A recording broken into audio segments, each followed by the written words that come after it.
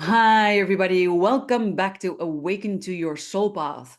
I am your host, Barbara, and today I am joined by the lovely Paula Roscoe, and we will be talking about how angels can help you can help guide you to find your purpose. And this is something that I love talking about because, well, we always think that angels are these creatures from God and that they have wings and such, but most of us don't really understand the full range and extent of angels, or how to talk to them, or how they can guide you on your journey, especially when it comes to finding your purpose, the thing that you are meant to be doing here in this world. So I am very glad that you're here to talk about this with me today, Paula. Thank you so much for Oh, joining. bless you. Thank you so much for having me. It's great. I love talking about angels. So Right, yeah, this because this is a treat. we talked a bit before, and you shared with me that a lot of your work revolves around angels. But I think that you didn't explicitly say this, but I think it wasn't always the case. No, no, it wasn't. I've been a spiritual medium since I was tiny. I've been able to see spirit and know things and stuff like that. But um, whenever people talked about angels, I always considered them sort of part of a particular religion, like Christianity or something. And I was brought up a very strict Catholic, and I kind of turned my away from all that. And so whenever I was getting messages and sort of getting that, it's hard to describe that sort of that pull, that knowing that someone was talking to me. I'd be like, no, no, I'm not interested. I'm not, I'm not into religion. I'm not into all that. Um, so yeah, I turned my back on them for a very, very long time, but they're very, very patient. Thankfully. Yeah, Yeah. exactly. Yeah. So, what was then the moment that they sort of reached you?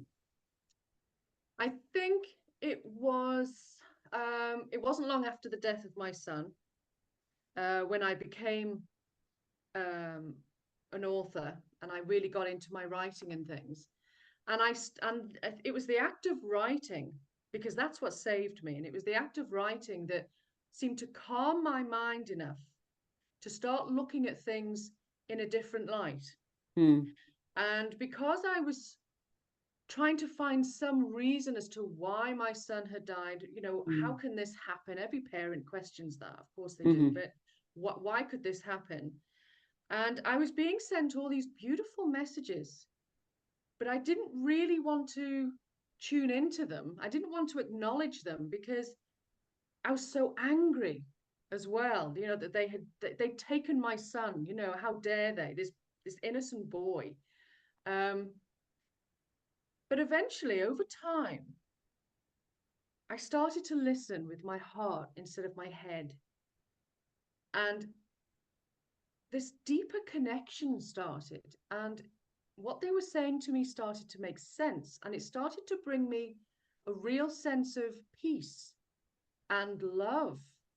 And this whole world just started to open up. And instead of being consumed by fury and anger and bitterness and all the negativity, I started to allow all this love and peace and forgiveness into my heart. And as that started, doors started to open. So Hmm. I started to write even more books. I started to really tap into my spiritual mediumship. Um, I was really interested in not tarot cards. I don't believe in telling the future, but I really started looking at angel cards and things like that. And I bought myself a pack one day and I sat with them and I was flicking through the book and I could hear you don't need the book. You don't need the book. Trust yourself. And for years, I wouldn't trust myself. Hmm. I would constantly flick through the book and I'd hear the words very gently, very beautifully said, Paula, you don't need the book. And then one day I gave it a go. And I was talking to a friend and I just picked up a card and I just said what came into my head. And she just cried. She was like, that is everything that I have just been speaking to my mum about this last Hmm. week. How do you know that? Mm. I don't know. I started to get a bit freaked out, a bit, oh my God, that must be a fluke. That must have been a fluke. Mm. So then I asked a woman in America, her name is also Paula, and I asked her if she wanted a card reading, and I wanted to see how that would go from someone I've never met. Mm-hmm. It was just a woman who contacted me out of the blue one day and told me she loved my books, and she said she was my biggest fan. I thought, well, do you know what? That's such a beautiful thing. Yeah. I'm gonna give her something back. Yeah. And so I gave her a reading, and it blew my mind. Mm-hmm. All the stuff I was able to tell her, all the stuff that was conversations I couldn't possibly have known, stuff that even her mum, who had died, came through, and I was telling her stuff that she was, and I was describing her mum and stuff like that. And I sat back afterwards. I thought, there's something in this. Mm-hmm. Maybe they are okay. Maybe. So I started to have conversations with angels a little bit more, and they explained to me about religion and how really they really couldn't care less what we believe in, as Mm-hmm. long as we are holding love in our hearts, we are holding that beautiful energy, and we're willing to spread it. They really Mm. couldn't care less what we believe in, because religion, as we know, is man-made, and Yes.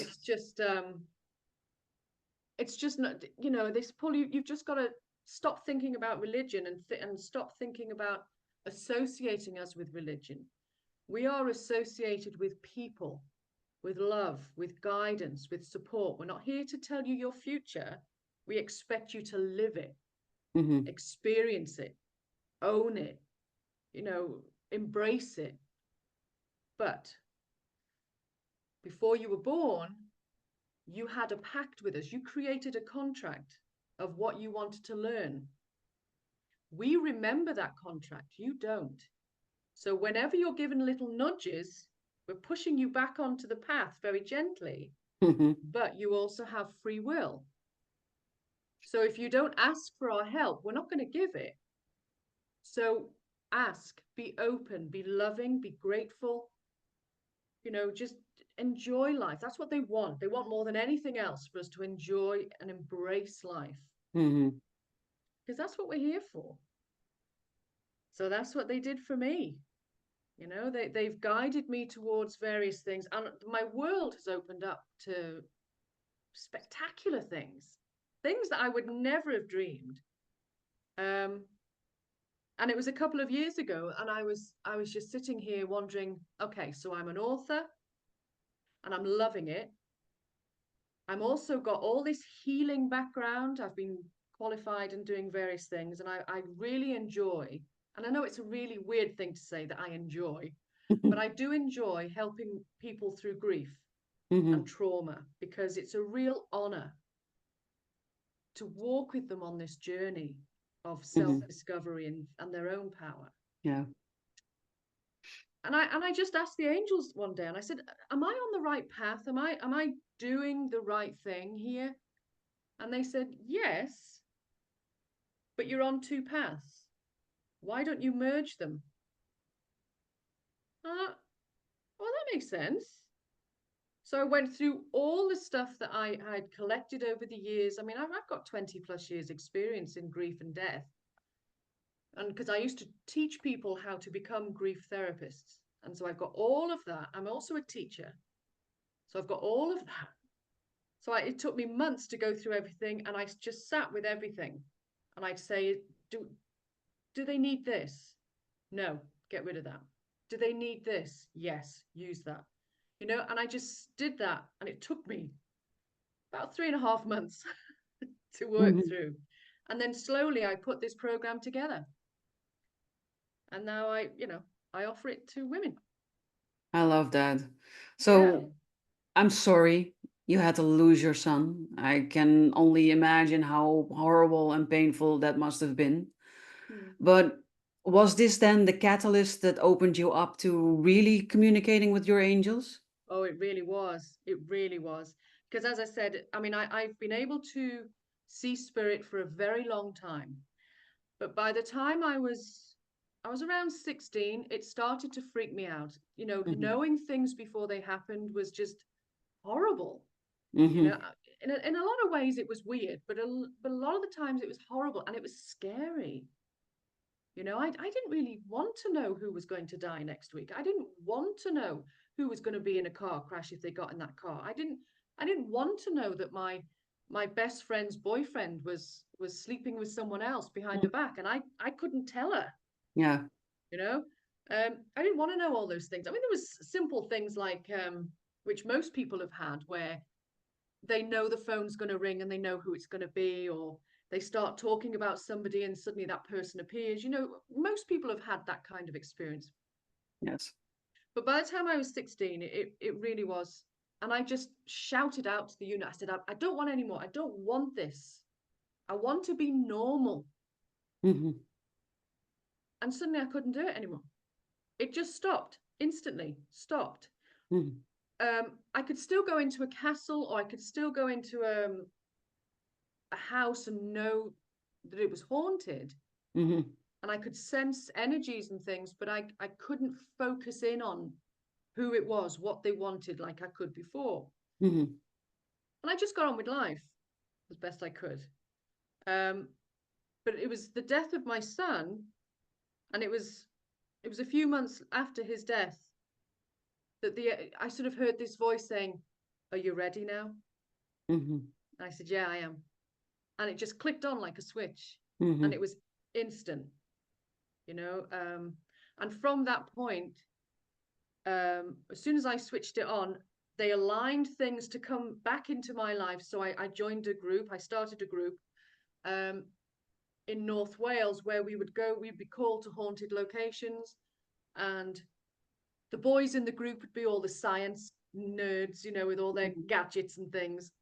And I'd be telling them, right, you need to point it over there. There's an old man over there who wants to have a chat and stuff like that. And I'd be able to tell them who's there, what they wanted. And together as a group, we would help them cross over. I would counsel them through the process, and we'd help them cross over. And I would help bridge that gap of from the spirit world of to bring, and their angels and guides would bring them through to take them over. And it was just, oh, I think I cried buckets when I was doing that, because it's such an emotional thing to do. Yeah. But it opened up my world, and it helped me to start to trust. You know, I mean, it's a long process learning to trust the voices Oh, in for your sure. head, you know. Yeah. Yeah. And learning to trust that the lights that I see, learning to trust the deep, beautiful feelings I get when I'm tapping in with the angels, and when I'm doing the angel card readings for people, when I do the angel voice healing for people. Now that is just, that's out of this world. Yeah, I love that. How would that work then? Because I've never heard about angel voice. Oh, right. Okay. Well, this only started about, probably about 12, 13 years ago. I was already a sound therapist. I'd already trained to be, I'm a drumming therapist.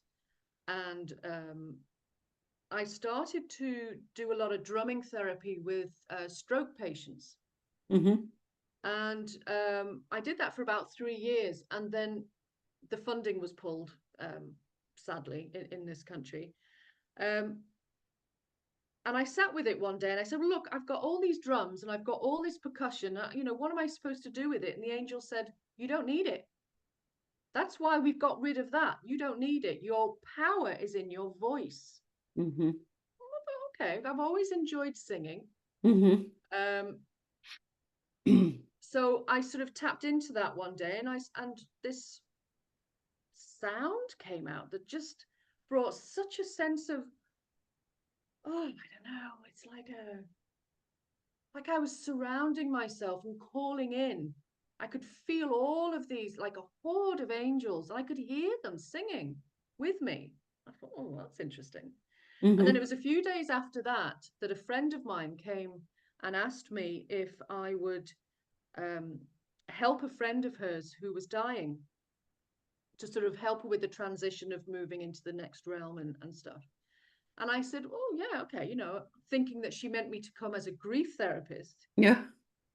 But the angel said, no, no, no. we want you to heal her with your voice. I thought, well, I wasn't really sure what I was doing, to be honest, you know. Mm-hmm. But another friend of mine, she was interested when I told her about what I was going to do. She enjoyed singing. So what we started to do, this lady was in Australia, and every week we would allocate a time so that she would be lying on her bed, ready for it, and we would just start singing her name over and over again. And the sounds that came out were just, it's hard to describe. And sometimes we would lose time and we would come and we'd realize we'd lost half an hour, 40 minutes or something. And Mm-hmm. you could feel this column of energy between us. And we were surrounded by singing angels and this beautiful love just being sent to this woman. Wow. And that was about 12 years ago, and she's still alive. Wow. Yeah. Um, the cancer shrunk enough, and they were able to operate, and she's still alive. That is beautiful. Yeah, yeah. So I go to festivals. Funny enough, I was just at two festivals this last weekend and the weekend before Mm-hmm. doing humming and angel voice healing. So even things like doing the angel voice healing, people were just, we only gave them 2 or 3 minutes each, Mm-hmm. and they were crying, they were releasing all this emotion, they felt amazing. One woman thought she felt like she was vibrating and lifting off the ground, and that Mm-hmm. was just with 2 or 3 minutes. So imagine what Wow. I could do for an hour. Yeah. And then I also introduced them to the power of humming, which the angels brought in for me a couple of years ago. And they said, well, okay, so you can sing, but Mm-hmm. now let's teach you what you can do with humming. Mm-hmm. So, and we all hum instinctively, Yeah. it's a beautiful sound. But it's a very different frequency from It's our a voice. very, very different frequency. And when I started humming and doing this with clients to open their voice so that their throat chakra would open up and they would heal and they'd be able to speak their truth with their grief, Mm-hmm. miraculous things were happening. People were releasing years and years of trauma. I had one lady I was doing it with a few weeks ago, and she released 17 years that she'd held on to Mm-hmm. in 20 minutes. And then she slept Wow. for 10 hours. Yeah, because that's Oh, intense. yeah. She released so much, and she was just, oh my God. And she doesn't sleep. And she got to contact me the next morning. She was jumping. Oh, you can't believe I slept 10 hours. I feel amazing. They said, because you released all of that from your throat chakra with just humming. And when Mm-hmm. I started to look into it, um, they've been doing a lot of um, looking into this in universities and things, and they're really seeing some amazing results Mm-hmm. from just humming for a few minutes a day. Now, Wow. so the reason they brought this in um, was 4 years ago. 5 years ago, I noticed a lump on the back of my head, um, and it was getting bigger, and it was starting to affect my face. So, as you do, you ignore it. Life gets in the way, and I never did anything. And eventually, I did go to the doctor, and he said, "Paula, it needs to come out. It's starting to affect the nerves around your face." Mm. And I asked them, "Well, is it cancer?" And they said, "Well, we can't tell you that because of where it is. We can't take a biopsy. We have to take it out." Um, so I was due for surgery, and then it was cancelled, and I had to wait another 8 months before they do it. But of course, this tumor was getting bigger and bigger. Yeah. And I kept saying to the angels, "Am I going to die?" And they said, "No, but you're going to go on a journey." Mm. Okay, all right, this is going to be interesting. They said, "Yeah, it's going to be interesting, but it's your learning. This is a very good learning for you." Mm-hmm. So I eventually went for the surgery in September 2020, I think it was. Um, And just before I went under the knife, they said to me, "Paula, there's a good chance that you won't be able to speak. You won't be able to feel your face. There's a good chance there may be paralysis. So we're just, but it's got to come out, And I said, well, okay, it's got to come out. Yeah. I said to them, give me a really good scar, because they said the scar will come down here. I said, well, just put your initials in it or something, or put, like badass or something on my neck, make it look Exactly. interesting. And one of the first things I did when I came round was like, well, where is it? And as I came round, the surgeon came in and he said, no, he said, we tried something. He said, I felt compelled to try something different. So they took my ear off and went in that way. So my scar is behind my The ear. ear. So you can't see it unless I've No. got my hair up. That's brilliant. Yeah. I know. Well, and even then, probably right behind your ear is closer to your scalp, so it might still be mostly hidden by your ear. Yeah, you can barely see it. And he said, yeah, we took your ear off. And okay, as you do. And then they started to give me some facial exercises to do, but I couldn't do them. I was completely paralyzed. I could barely speak. I could just about mumble, but any movement was excruciating. And I remember lying in the hospital bed after the surgery, and all I could hear was hum, hum. Yeah, you don't have to open your mouth to hum. No, just hum. I'm like, I probably sounded like the Elephant Man, but I gave it a go. But within 3 weeks, I could speak properly. I could start to feel my face. I didn't have any paralysis where they said I would. Within 2 months, I was talking like this, perfectly fine. I could sing again. I was humming every day. I couldn't really feel my face, but it was okay. It was starting to heal much quicker than they anticipated. So I just kept going. I kept going.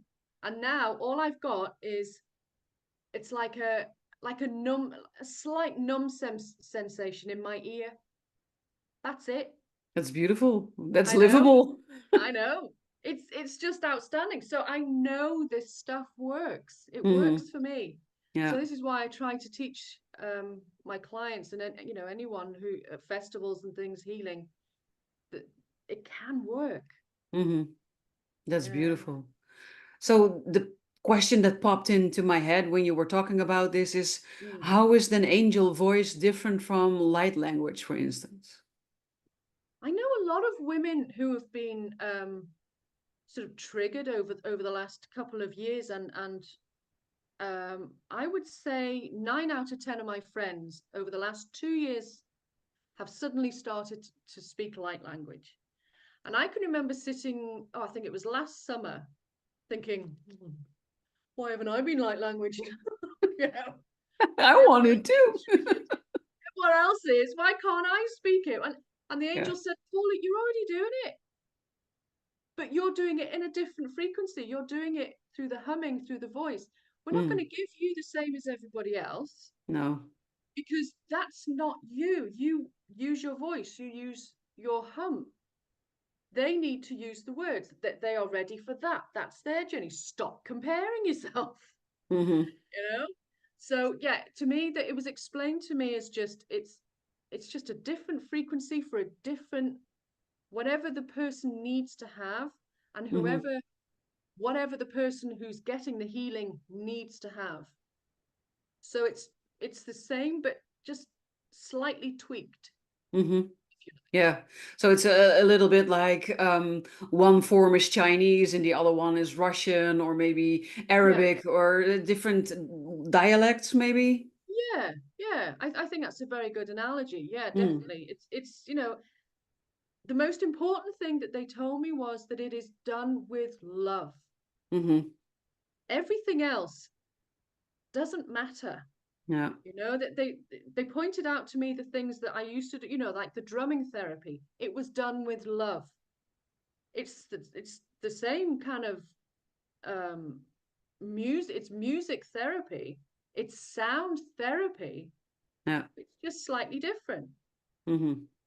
And then they, doing something else, doing it with percussion, doing it with voice, doing it It's with, form of frequency healing then, it's right? all different frequencies. Yeah, Yeah. Yeah. definitely. Yeah, I had another guest on who was talking about light language, and I had the same as you had. Everybody is able to do this, and why am I not able to do this? And then we started talking, and I asked her to do a little bit of light language, and her light language was completely different from all of the other light languages that I had heard, but it was very similar to something that I did that I didn't recognize as light language. I thought I was just making it up, and just my brain having fun, and gibberish came out. But it turned out to be light language, and I didn't even recognize it as such. Absolutely. And all the different women that I've heard speak it, it is like their own personal frequency, their own personal language. Hmm. There's one particular lady I know, beautiful lady called Rachel, and she's just written a book about light language. Hmm. And her, when I've listened to her and I've done some meditation with her channeling her light language, every time she does it, there's a sameness, but then something else will jump in and it's different for a while, and then she goes back to sameness. Hmm. And I said, "Well, that's, like, the last time we had a meditation was a couple of years ago, and I said that sounded almost alien-esque to me, Hmm. like it was an extraterrestrial." And then I recognized Rachel. It's different all the time. And Yeah. it's when I'm listening to light language and humming or singing or whatever it is, the the things that I can see in my head change to what it is that I need to see. And I trust that, Hmm. and that's, I think, one of the hardest things to do is to just trust and let it flow. Yeah, and in the end, that's the thing that needs to happen. But that was indeed for me also the hardest step, where you just trust. I've always had the gift of knowing, and I also completely shut myself off from it because people were scared of it. I knew things that I had no business of knowing, and it freaked them out when I was younger. So I completely blocked that part. And then later, I started working on a spiritual line, helping people with spiritual problems, and I just tapped into intuition, I called it at that time, because I didn't know what else to call it, where I didn't think about it consciously, and I just shared what came up, what came out. But in essence, this is also what we do in family constellations. When you sort of play a role of someone, you also tap into the energy, and then you channel messages that from that energy, from that sort of person that you're representing, need to come out. And if you think about it with your rational brain, it's very Western educated, then you think, oh, this is a bunch of bullshit, and we're making it up, and it's nonsense, and it doesn't do anything. But when you just let go of that part, if of the part that needs to make sense of it, and that needs to put it in a box or give it a label, and just, well, release all of these beliefs, and just let it flow, Yeah, then you're tapped in. yeah. But that's sounds very simple, but it is not. No, it's not, because we're brought up from a very early age to think, to use our brain all the time. Yes. School is, I don't know, I'm not even sure. I think it's detrimental to our health sometimes. Yeah, me But too. um, but that's one of the things that I do find the hardest when I'm working with clients. You, I have to try and help them get away from their head Hmm. and answer me from their heart space, Yeah. because that's where all the answers lie. We know that. But when you go into your head space, you're in self-preservation mode straight away. Yeah. So within my program, I do a lot of writing therapy, a lot of intuitive writing exercises. And my angels will say to me, right, tell her that. She needs to hear that now. Yeah. She needs to write that now. Exactly. So, people will say to me, well, what kind of questions are you going to ask me? Well, I'm not going to tell you, because then you go straight into your headspace. So Hmm. you tell me the safe answers, Yeah. and the safe answers is going to keep you stuck where you are now. Hmm. And you're coming to work with me because you want to move from that, Yes. and you're asking to use the writing therapy and the angels guidance.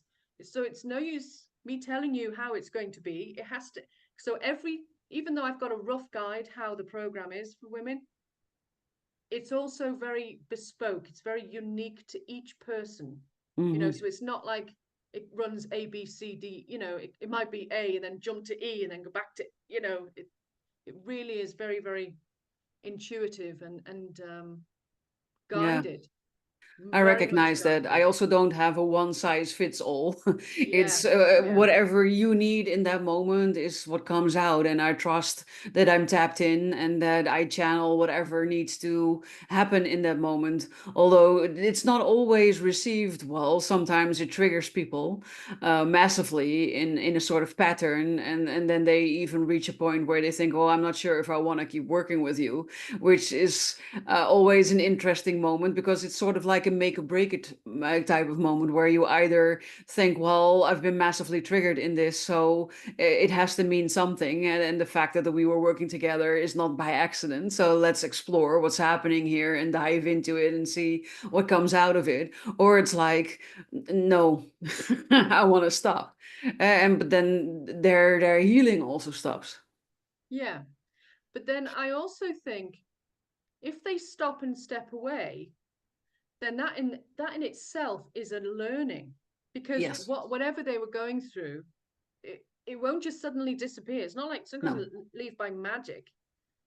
So at some point they're going to realize the mistake and maybe come back or I go think into it's another part of their place or journey. That's yeah, why I don't stop them from stopping, right? It's yeah, yeah, you are either ready for it or you're not ready for it, and nobody can force you to be ready. So it will show itself whatever option is there. And if you stop, then there are things that are keeping you where you are that still need to be resolved.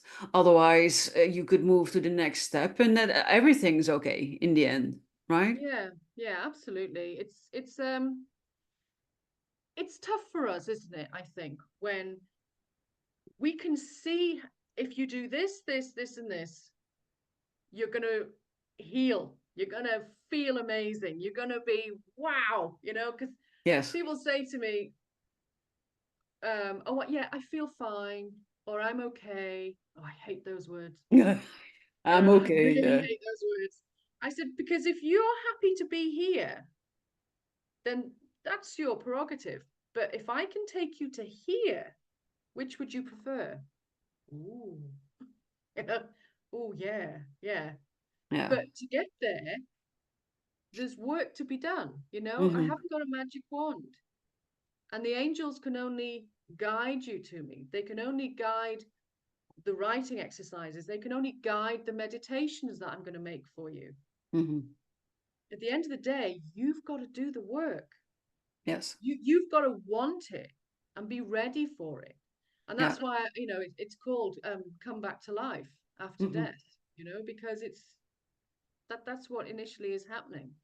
And Yeah. it's also about teaching people that you're just as important, as the person who died. You are just as necessary in this world. Yes. And it's raising people up. But if they're not ready to be raised up, then, you know, I can't help you until you want to help yourself. That's the bottom line. Yeah. Yeah. That is it. There is nothing I can add to it. That's the whole everything. Yeah. Yeah, definitely, Exactly. definitely. Yeah. So I don't know if this is possible, but would it be possible to do a little bit of the angel voice with the listeners? Ooh. Uh, you want me to sing your name? I have no clue how it works or what could be possible, hence the tentative question, because I also don't want to put you on the spot. Okay, let me just chat. Let me tune in with that.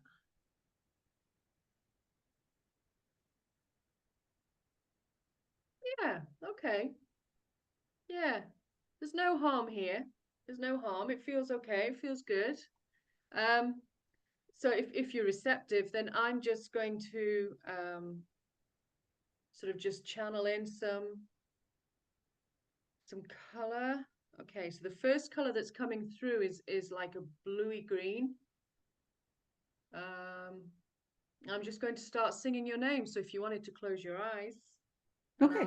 I'll just let it flow for a few minutes.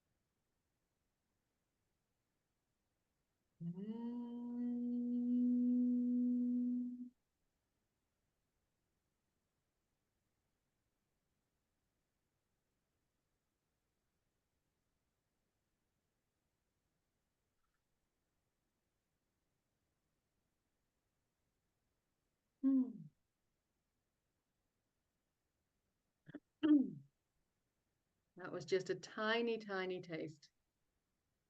How do you feel? Good. Yeah. Although I might have a slight headache developing. Yeah, I can understand that. Drink plenty of water. Yeah, I So, have a whole good, bottle. good, good. So I noticed a lot of that was the lower tones. So that tells me that they wanted me to focus more on your base, your sacral, and your solar plexus more than anything else. I know I felt it in my heart space as well. Hmm. It came up a little bit into my throat and third eye, but mainly it was low. It was about the low. So there's something obviously that needs some shifting and aligning around there for you. Hmm. Um, I was also getting something around your knees, something sort of, Interesting. yeah, I was drawn to your knees area. Are you having problems with your knees or something going on with there? Something like No, but I'm having severe food allergy problems. So that ah, is the whole lower belly part. So that part I could okay. relate to. Yeah, the knee, just below the knee, it was kind of not on the joint, but just below, and it was sort of focusing me in on there. Hmm. So um if you're not feeling pain or anything around the knee, I would look into what the knee, um, what it is, what it represents. That's the word I'm looking for. What it represents for you. So that would help. Yeah. I'll Okay. definitely look into that. A bit Okay. like seeing the woodpecker, and what does that then Yes. mean in your Yes. life? But then knees in this case. Yeah. Thank you. Yeah. No, you're welcome. Yeah.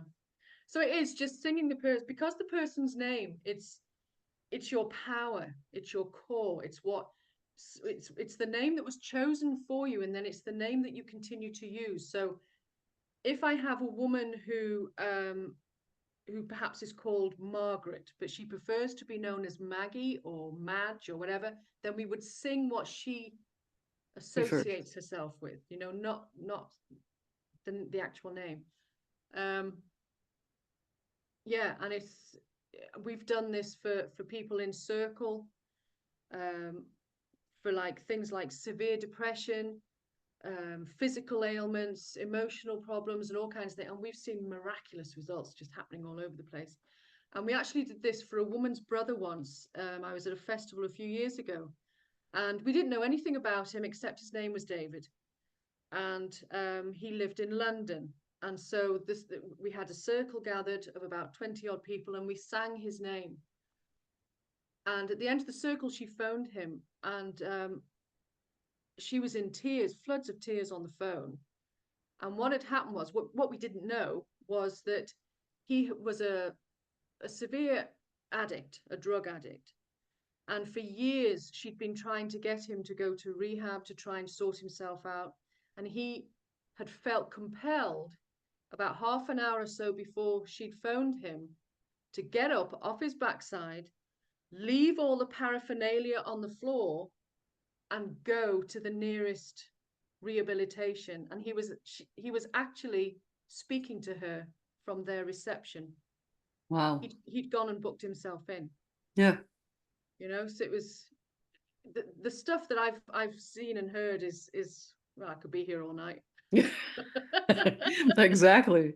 Yeah. But I loved that you were able and allowed also by the angels to share a little bit with us. And I can imagine that the viewers, listeners out there are also loving this topic, and that they want to know where to find you, because maybe they feel some sort of resonance and they think, well, I need a Paula. They need So a where? Paula. I like that. Okay, well, yeah, I've got a website, www.pjroscoe.co.uk.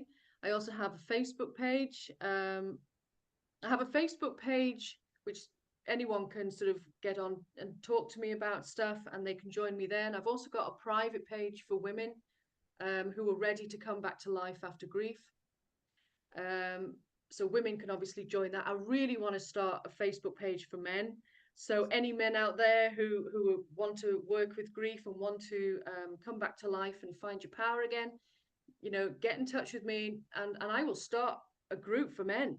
Definitely. Yeah, I've actually got a man he's sort of maybe come and work with me in the next few days. I'm hoping I've got everything crossed, and if he does, I'm definitely going to start a group, and that'll be, I love it. I'll know that that's the right thing to do. Yes. I've also got a YouTube channel where I offer lots of little tiny videos on a variety of grief topics and meditations. There's free meditations in there. Yes, there's lots of places you can find me. Oh, I love it. So I'll make sure that all the things that Paula just mentioned will be included in the show notes below this video, probably maybe to the left or the right, depending on where you're catching this episode. But somewhere around this video, you will find all the information you need to reach out to Paula. And of course, you can always reach out to me if you feel that you want to talk to me. I also offer a free clarity call. But I have been loving this talk, Paula, and I feel very grateful that you were a guest on my show today. Oh, I trust that we were meant to find each other. We were meant to have this conversation, which is why I did the singing, because if you didn't ask, it wouldn't have been meant to be. Yes, So it was meant. So I yeah, love it. love it. Yes. Love it. Thank I you feel so very much. honored and very blessed. I can imagine that you out there also feel amazed by everything that you've learned today, because a lot of this I didn't know before. So thank you for educating me further along with my listeners and my viewers. I absolutely love it. If you are new to this channel, then I would love it if you could subscribe to the channel and maybe hit the notification bell so you don't miss other wonderful interviews like with Paula here today. And maybe you could share it with your tribe so that you can help spread the word, because you never know who needs to hear this message today. I would be very grateful. Paula would be very grateful. And lastly, while you're at it, maybe you could leave us a comment saying what your biggest insight or your greatest takeaway of today was. We would really appreciate that as well. For today, I wish everybody, including you, Paula, a really beautiful rest of your day. Stay safe, stay loved, and I hope to catch everybody else again in another episode next week. And I hope that our paths might cross much more than just today, Paula. Thank you so much Oh, for they being will, here. they will. Thank you, thank you, thank you. Bye, everybody. Bye.